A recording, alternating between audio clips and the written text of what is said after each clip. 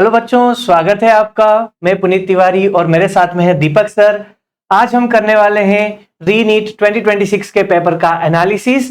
हम लोग बात करेंगे इस बार पेपर कैसा था और साथ ही जिस चीज के बारे में आप सभी के मन में बड़ी जिज्ञासा है, कितनी कट ऑफ जा सकती है, कितने मार्क्स पे कितनी रैंक मिल सकती है, इनके बारे में हम आज चर्चा करेंगे। दीपक सर बताइए, इस बार जो नीट का पेपर हुआ, बच्चों के क्या उसके बारे में ख्याल थे, बच्चों ने क्या बताया पेपर के बारे में? सर पेपर तो ठीक ही था बट टफ था, बच्चे बड़े पैनिक लग रहे। और पेपर की बात करें, पेपर एनालिसिस अपन देखते हैं ना, अपन ने बनाया हुआ है, इसमें लिखा हुआ है। जैसे अपन यहाँ पे फिजिक्स केमिस्ट्री तीनों की बारे में बात करते हैं ना। जैसे फर्स्टली मेरा जो सब्जेक्ट है फिजिक्स, उसके बारे में बात करते हैं ना। तो फिजिक्स के अंदर सर क्या था कि कोई इतना भारी पेपर नहीं था ना, बट बच्चों के पास टाइम कम था, लेंदी कैलकुलेशन थे बच्चों से। जैसे अपनी बात हो रही थी है ना कल, तो बच्चे बता रहे थे सर हमने बहुत सारी कैलकुलेशंस की, फिर अपन ने उसको आधा छोड़ दिया। जो बच्चा क्वेश्चन क्या करता है सर, आधा छोड़ देता है ना, उसका भी बर्डन मतलब नेक्स्ट क्वेश्चन के अंदर आता है, तो वैसे उसका डिक्रीज शुरू हो जाता है ना, मतलब मेंटली बड़ा अभी मतलब सोशल मीडिया पे भी ऐसा बना हुआ है, बच्चों के मन में मेंटली पैनिक कर जाता है, फिजिक्स बहुत डिफिकल्ट आ गया और ऐसा। तबकि असलियत में जो बात है वो सर आपको बता रहे हैं वही है। हाँ सर, हाँ अभी जो बहुत टफ वाली बात कर रहे थे ना, अभी सोचो सर कि जैसे किसी बच्चे को वही 45 क्वेश्चन है ना, जैसे मान लो कि 60 मिनट ना मिल गए, 45 मिनट ना मिल गए, 1.5 घंटा दे दिया जाए या 2 घंटा दे दिया जाए और क्लासरूम में बैठा, मतलब उस एग्जाम हॉल से बाहर अगर करवाया जाए उस प्रेशर से, तो क्या वो कर नहीं सकता? बिल्कुल कर वो पूरे सकता फोड़ देगा 45 में से 45। बट वो क्यों नहीं कर पाया? क्योंकि उसके पास समय लिमिटेड है ना। तो वो समय लिमिटेशन वाली जो टर्म है वो पेपर को टफ बनाती है। अदरवाइज एनटी की इतनी औकात नहीं कि वो कोई बहुत बड़ा धांसू पेपर बना दिया हो, है ना। अच्छा पेपर बनाती है जेई। अभी मेंस के पेपर आप उठा के देखो, एडवांस के पेपर उठा के देखो, अच्छे भी होते हैं टफ भी होते हैं। तो एनटीए से मैं इतना ही कहना चाहूंगा कि पेपर अच्छा बनाए, तब हर कोई बना सकता है।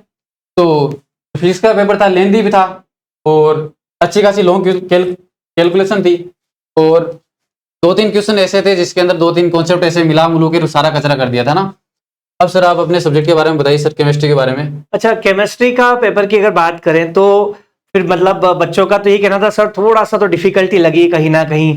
पिछले साल के पेपर सॉल्व करके जो एक एक्सपेक्टेशन लेके जाते हैं कि यार पेपर अच्छा आएगा, इजी आएगा, कर लेंगे, कहीं ना कहीं थोड़ा सा कुछ न्यूमेरिकल्स में बच्चे उलझ गए। सब्जेक्ट वाइज अगर मैं केमिस्ट्री के पार्ट्स की बात करूं तो ऑर्गेनिक केमिस्ट्री का जो पोर्शन था, कहीं ना कहीं मुझे क्वेश्चन थोड़े से जेई मैन के लेवल से मिलते जुलते लगे। क्वेश्चन थोड़े से टाइम कंज्यूमिंग थे, जेई मेन से मिलता जुलता लेवल देखने को मिला। वहीं अगर बात की जाए इनऑर्गेनिक केमिस्ट्री की, ये सेक्शन आसान रहा। कोऑर्डिनेशन कंपाउंड से 5 question, D and F block से 4 क्वेश्चन देखने को मिले थे। फिजिकल केमिस्ट्री जो था ये टाइम कंज्यूमिंग सेक्शन था, जो क्वेश्चन से थोड़े से लेंदी रहे।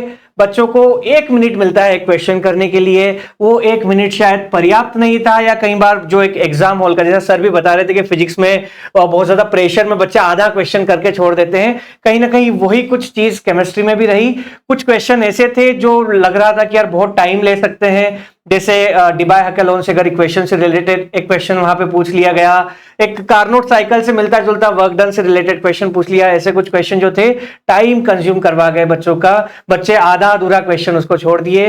और यही कुछ क्वेश्चन जो है शायद कहीं ना कहीं in the end rank decider भी रहने वाले हैं। जिन बच्चों ने थोड़ा सा माइंड को कूल रखते हुए इन क्वेश्चन को किया, वो थोड़ा सा बेटर स्कोर यहाँ पे कर पाएंगे। सर मुझे जो लग रहा है ना कि जैसे पिछली बार जो पेपर हुआ है ना, जैसे नीट जो एनटी है ना, अपनी बड़ा सारी बच्चों पे निकाल रहा है। पिछले साल फिजिक्स ढंग से टप डाली, अब की बार सर बता रहे हैं फिजिकल की चलो अच्छी खासी बैंड बजाई उन्होंने, अच्छा खासा टप डाला, लेंदी डाल दिया, कैलकुलेशन डाल दी, और फिजिक्स में तो किया ही था उन्होंने। बाकी भगवान उनका भला करे कि बायोलॉजी में उन्होंने डायरेक्ट एनसीईआरटी से दी, इतने कोई बात क्वेश्चन नहीं था, और एसरेशन और रीजन के कुछ अच्छे क्वेश्चन थे। ठीक है, बायोलॉजी अच्छी थी, और बायोलॉजी में अच्छे होने का मतलब एटलीस्ट कम से कम 320+ नंबर बच्चे के आने चाहिए, तब आप सिलेक्शन की रेंज में आते हो ना। अब इस पेपर में जो बच्चों के मन में एक तसल्ली थी ना किसी सेक्शन को करके, वो बायोलॉजी था सर। हाँ बायोलॉजी बच्चे बोले जिन बच्चों ने इसे बड़े आराम से, किसी ने बायोलॉजी से पहले स्टार्ट किया ना, हाँ। वो 50% पेपर तो करके बैठ गया, और काफी कम टाइम में भी कर लिया बच्चों ने। कुछ क्वेश्चन थे थोड़ा सा टाइम ले गए, अदरवाइज बच्चे बोले कि सर हमारा बायोलॉजी वाला पोर्शन तो अच्छे से हो गया। और बेचारे कुछ बच्चे जिन्होंने फिजिक्स से स्टार्ट कर दिया वो मारे गए। कई बार थोड़ा सा टाइम का भी बच्चों का एक मेंटल स्ट्रेस वहां पे एग्जाम हॉल में रहता है, उन चीजों का भी थोड़ा सा इफेक्ट पड़ जाता है। थोड़ा सा अगर आप मेंटली स्ट्रांग होके बैठते हैं एग्जाम के अंदर, तो आप ये जो छोटी मोटी रुकावटें आती हैं इनको, बाधाओं को पार कर लेते हैं और अच्छा स्कोर भी कर पाते हैं। चलिए सर आगे बढ़ते हैं और बात करते हैं कि इस बार क्या कट ऑफ रह सकती है, क्या मार्क्स रह सकते हैं। वैसे कट ऑफ और मार्क्स की अगर बात करें बेटा, इन चीज को समझने के लिए कितनी कट ऑफ जाएगी, इसे हम समझने के लिए हमें कुछ फैक्टर्स चेक करने पड़ेंगे। पहले क्या कुछ फैक्टर रहते हैं जो कट ऑफ को ऊपर या नीचे कर देते हैं, सर उनके बारे में आपको डिटेल से समझाएंगे।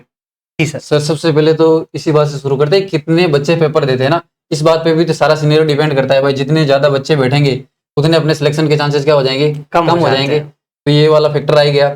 फिर दूसरा फैक्टर, जब अपन एग्जाम हॉल में बैठते हैं ना, तब डिसाइड होता है कि जब पता चलता है कि पेपर का लेवल कैसा आया, वो अपनी रैंक डिसाइड करता है। अगर टफ आया तो रैंक क्या आ जाएगी, नीचे आ जाएगी, कट ऑफ क्या आ जाएगी, नीचे आ जाएगी।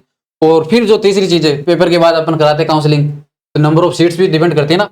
तो जितनी ज्यादा मेडिकल सीट्स होगी अपने, उतने क्या होंगे, चांसेस ज्यादा होंगे ना। तो सर ये जो तीनों चीजें हैं, क्या नंबर ऑफ स्टूडेंट कितने पार्टिसिपेट कर रहे हैं नीट के अंदर, और दूसरा अपना पेपर का लेवल जो कि कल भयंकर आया था, और नंबर ऑफ सीट्स, तो ऑब्वियसली बात है जितनी नंबर ऑफ सीट ज्यादा होगी उतने सिलेक्शन चांस क्या होंगे, ज्यादा होंगे। ये तीनों फैक्टर अपनी कट ऑफ का डिसाइड करते हैं और तीनों कंपाइल करते हैं कि तीनों चीजें काम करती है एक साथ। तो सर जैसे ये फैक्टर जो हमने लिखे हैं, कौन सा फैक्टर बच्चों के फेवर वाला है और कौन सा फैक्टर ऐसा है जो बच्चों के लिए थोड़ा सा निराशाजनक हो सकता है? बच्चों के फेवर वाला यही है जो 2025 से जो सीट्स काफी अच्छी सीटें बढ़ा के उन्होंने बढ़ाई ना 2026 के अंदर, 1,30,000 सीट कर दी इस बार इन्होंने, और डेफिनेटली ये बच्चों के लिए काफी मददगार रहेगी। मतलब 14,000 सीट इस बार बढ़ रही है मेडिकल में, तो 14,000 ज्यादा बच्चे इस बार डॉक्टर बनने वाले हैं। ये एक अच्छी चीज है यहाँ पे। ये भी शायद मेरे हिसाब से टफ ऐसा मार्केट में बहुत ज्यादा न्यूज रहती है सर कि टफ आ गया, बच्चों के लिए फायदेमंद रहता है। जब इजी पेपर आ जाते हैं कट ऑफ बहुत ज्यादा हाई चली जाती है, और जब थोड़े से अच्छे लेवल के डिफिकल्ट टफ पेपर पूछे जाते हैं कट ऑफ उसी लेवल पे डाउन आ जाती है। तो ये फैक्टर तो मेरे हिसाब से बच्चों के लिए फायदेमंद रहा है। हाँ यही फैक्टर है जो मेडिकल सीट बढ़ी है ना, हाँ। इसी का। अब सर बात करते हैं कट ऑफ की है ना, कितनी रहेगी अपने जनरल ओबीसी वगैरह की ना। तो सर जैसे अपने अपना टीम से डिस्कशन चल रहा था, सर से बात हो रही थी, तो सर फाइनल ये डिस्कशन निकला कि जैसे जनरल है जो अनरिजर्व वाले है ना, तो उनका जो कट ऑफ वो जा रही है 540 ±10 है ना। अच्छा मैं यहाँ पे एक चीज और क्लियर कर दूं, ये जो हम कट ऑफ बता रहे हैं आपको, ऑल इंडिया कोटा की ये कट ऑफ है, और इस कट ऑफ को डिसाइड करने के लिए कि ये कट ऑफ कैसे इतनी रह सकती है, इससे कम जाएगी या ज्यादा जाएगी, एक तो जो हमने आपको पहले कुछ फैक्टर्स बताए थे 3, उनको कंसीडर किया। साथ में काफी सारे बच्चों से जो हमें इनपुट्स मिलते हैं, रिव्यूज मिलते हैं पेपर के बारे में, उन रिव्यूज को, बच्चों के एक्सपेक्टेड स्कोर को चेक करने के बाद हमारी टीम ने काफी इस पे वर्क किया, रिसर्च किया, उसके बाद ही हम आपके पास में एक डेटा लेके आए हैं। आप मान सकते हैं कि लगभग जो फाइनल कट ऑफ रहने वाली है इसी रेंज के आसपास आपको देखने को मिलेगी। क्या सर अपन ऐसा कह सकते हैं क्या, मतलब 550 सेफ स्कोर है? बिल्कुल सर, बिल्कुल 550 को आप सेफ स्कोर मान के चलिए। मतलब जो बच्चे 550 प्लस लेके आ चुके हैं, निश्चिंत होकर बैठ जाओ बेटा घर पे, आप डॉक्टर बनने वाले हो। 5 साल बाद आपके नेम के आगे घर पे नेम प्लेट पे डॉक्टर लगने वाला है। 550 को बिल्कुल सेफ स्कोर मान सकते हैं सर। ठीक है। अब सर ओबीसी वालों के तो क्या है, जनरल और ओबीसी में कोई ज्यादा कोई फर्क नहीं रहता ना, 2 नंबर का फर्क रहता है सर। ये कितना हो गया 538 और +-10 सब में पकड़ो है ना। और ईडब्ल्यूएस वाले है ना, इकोनॉमिकल वीकर सेक्शन है जो, उनका भी नियरली इसके आसपास ही रहता है, 535 +-10 पकड़ के चलो है ना। जी सर।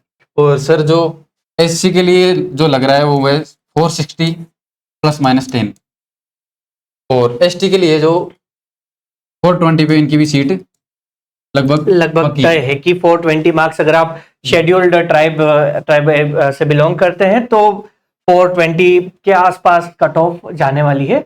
और लगभग आपको यही कट ऑफ जब एनटीए जब आपका फाइनल रिजल्ट आता है काउंसलिंग के टाइम पे जो कट ऑफ आती है, लगभग आपको यही देखने को मिलने वाली है। जनरल कैटेगरी 540 के आसपास, ओबीसी 538 537 ये रेंज मिल सकती है, ईडब्ल्यूएस 535, एससी 460 और एसटी की 420 ये कट ऑफ हम एक्सपेक्ट कर रहे हैं। ठीक है सर। मैं तो जो बच्चे जिनका पेपर अच्छा नहीं हुआ है, लिखा आपके लिए कि तूफान में ताश का घर नहीं बनता, रोने से बिगड़ा मुकद्दर नहीं बनता, दुनिया को जीतने का हौसला रख, एक हार से कोई फकीर और एक जीत से कोई सिकंदर नहीं बनता। तो लास्ट में यही कहना चाहूंगा कि be positive, stay motivated and thank you.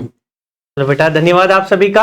और जिनका अच्छा रैंक आ रही है उन्हें भी बधाई है, और जो कुछ कारणों से नहीं ला पाए वो भी बिल्कुल निराश ना हो। जिंदगी बहुत बड़ी है, बहुत कुछ चीजें हैं करने के लिए। स्टे मोटिवेटेड, हार्ड वर्क करते रहें, डेफिनेटली आपको अपनी लाइफ में अच्छी सक्सेस मिलेगी। Good luck.